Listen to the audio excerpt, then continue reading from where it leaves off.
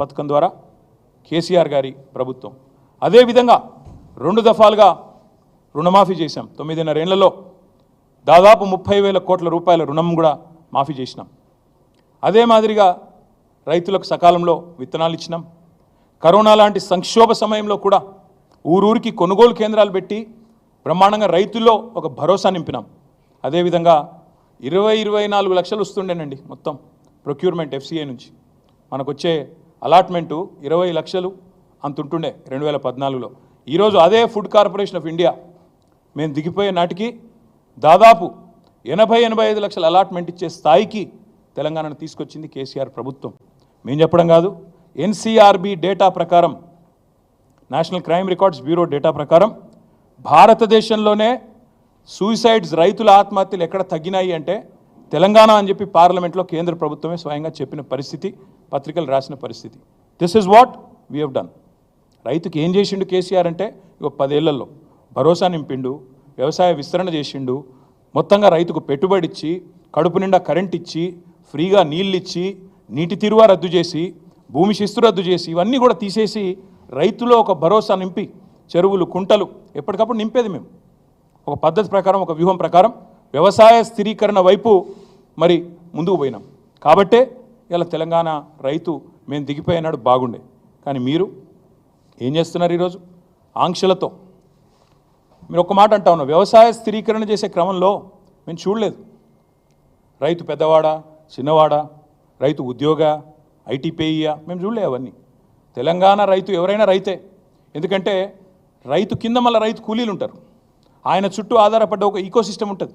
వాళ్ళందరూ బాగుండాలంటే చిన్న పెద్ద అని కటింగ్లు పెట్టాలి, కొర్రీలు పెట్టాలి, ఆంక్షలు పెట్టాలని మేము చూడకుండా రైతును రైతుగా చూసి వ్యవసాయ స్థిరీకరణనే లక్ష్యంగా మేము ముందుకు పోయినాం. కాబట్టే తెలంగాణ ఈరోజు పంజాబ్ను, హర్యానాను తలదని వ్యవసాయంలో, వరిధాన్యం ఉత్పత్తిలో భారతదేశంలో అగ్రభాగాన ఉన్నది. కానీ మీరు ఇవాళ పూటకో మాట, రోజుకొక కొత్త ఆంక్ష.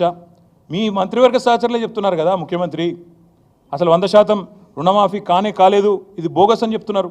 ఒకరోజేమో విచిత్రమైన మాటలు. మీకు చిన్న ఎగ్జాంపుల్ చెప్తాను.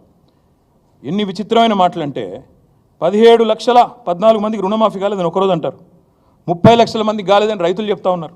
అందుకే మేము క్షేత్రస్థాయిలో కూడా పరిశీలనకు పోయినాం. లాస్ట్ ప్రెస్ మీటింగ్లో మీకు చెప్పాను, కొడంగల్ నుంచే ప్రారంభిస్తామని చెప్పాను. నేను కొడంగల్ డేటా మొత్తం తెచ్చిన. కొడంగల్లో ఒక మండలి చెప్తాను, మీరు కూడా బోర్ కావద్దు, మొత్తం డేటా ఇస్తా చూసుకోండి. కోస్గి అని ఒక మండలం ఉంటుంది, ఇప్పుడు అందులోకెళ్ళి ఇంకో మండలం కూడా ఏర్పాటు చేసింది. కోస్గి ఉమ్మడి మండలం, గుండుమాల్ మండలని ఇంకోటి అందులోనే మా ప్రభుత్వం ఉన్నప్పుడే ఏర్పాటు చేసినాం. కోస్గి అనే మండలు ఒక ఎగ్జాంపుల్ చెప్తాను నేను మీకు, దాన్ని బట్టి మీరు అర్థం చేసుకోవచ్చు. ముఖ్యమంత్రి సొంత నియోజకవర్గం పరిస్థితి ఇది. కోస్గి ఉమ్మడి మండలంలో మొత్తం 4 బ్యాంకులు ఉన్నాయండి, 5. 2 SBI బ్రాంచ్లు ఉన్నాయి, 2 తెలంగాణ గ్రామీణ వికాస బ్యాంకులు ఉన్నాయి, అదేవిధంగా 1 Mahbubnagar DCC bank single window, మొత్తం 5 బ్యాంకులు. ఈ 5 బ్యాంకుల్లో మొత్తం కలిపి ఉన్న ఖాతాలు ఎంత అంటే 20,239. 20,239. 3 విడతలుగా ముఖ్యమంత్రి నియోజకవర్గంలో ఈ కోస్గి మండలంలో ఇప్పటివరకు ఎంతమందికి రుణమాఫీ అయింది అంటే, అది కూడా పాక్షికంగానే అయింది, మొత్తం కాలే, 8,527 మందికి మాత్రమే అయింది. 3 విడతలుగా.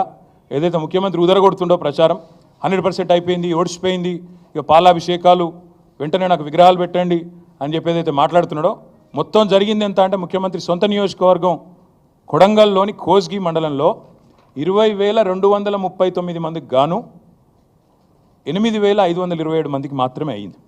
సరే, కొంతమందికి డౌట్లు ఎక్కువ కాబట్టి నేను పేర్లు కూడా చదివి వినిపిస్తాను.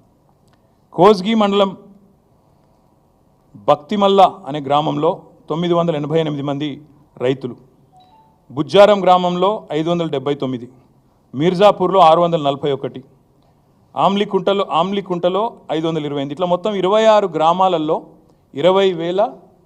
20,239 మంది రైతులు. మా డేటా ఇక మొత్తం ఇక్కడ ఉంది, మీకు ఇస్తాను. రైతుల పేర్లు, వాళ్ళ అకౌంట్ నెంబర్లు.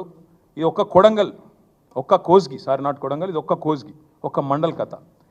ఇదే కథ, ఇది ముఖ్యమంత్రి నియోజకవర్గం కాబట్టి కొద్దిగా ఎక్కువ చేసినాము. ఇంకా ఇంతకంటే వరస్ట్గా ఇవాళ ప్రతి ఊరిలో, ప్రతి మండలంలో పరిస్థితి, వాస్తవ పరిస్థితి ఉన్నది.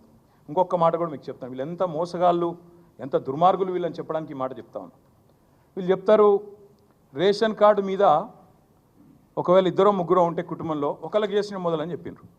ఇగో ఇది కూడా ముఖ్యమంత్రి నియోజకవర్గం ఆయన కాన్స్టిట్యున్సీ. మా నరేందర్ అన్న, మా రామకృష్ణ ఎక్స్ఎమ్మెల్యే నరేందర్ రెడ్డి గారు, మా సోదరుడు మాజీ గ్రంథాలయ సంస్థ చైర్మన్ రామకృష్ణ గారు వివరాలన్నీ కూడా తెచ్చిచ్చినారు.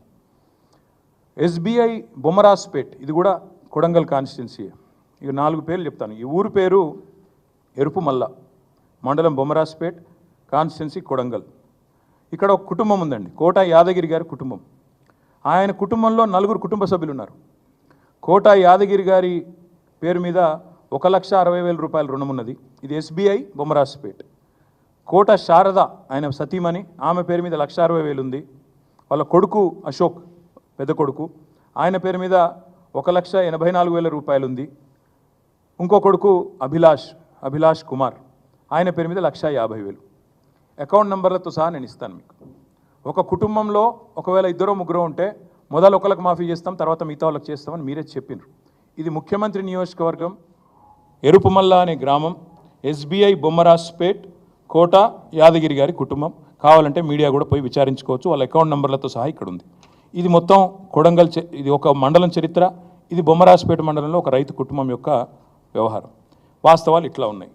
వీళ్ళ డైలాగులు బిల్డప్ ఏమో ఇట్లా ఉంది.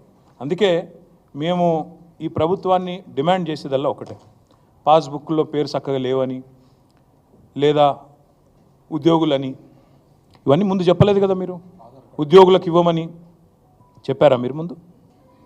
ఉపాధ్యాయులు ఉద్యోగులు ఇవాళ మాకు మెసేజ్ పంపుతా ఉన్నారు, అన్న మా గ్రూపులలో చర్చ జరుగుతున్నది, చాలా మోసం ఇది, ఉద్యోగులను మోసం చేసిండు, ఉపాధ్యాయులను మోసం చేసిండు, ముందు చెప్తే బాగుండు కదా అని చెప్తూ ఒక ఉద్యోగ మిత్రుడు నాకు ఫోన్ కూడా చేసి మాట్లాడినాడు. ఆయన అన్న మాట, అన్న మరి రుణమాఫీకే ఇన్ని కథలు పడుతుండు, మరి రేపు రైతు బంధు కథ కూడా గింతేనా, అందులో కూడా కోసి పారేసుడేనా అందరిని అడుగుతాడు.